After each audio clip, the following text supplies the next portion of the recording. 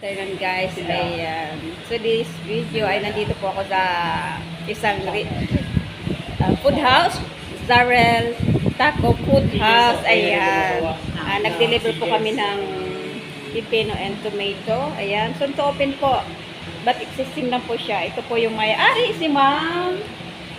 Ayan. Tapos, ayan po yan. Tika natin. Maganda po yung ano niya. Ayan. Mga kakimbotera. Pag may time kayo, punta tayo dito. Ayan. Yung mga, ano nila dito, pagpipilian.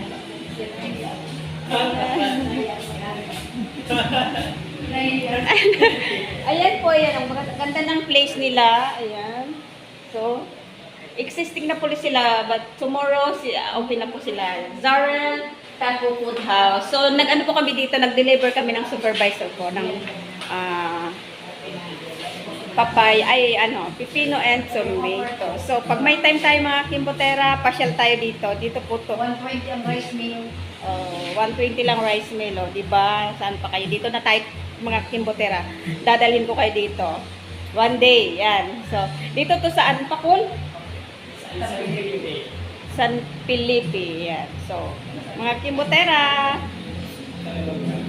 pupunta tayo dito. Dadalhin ko kayo dito. Thank you for watching. See you.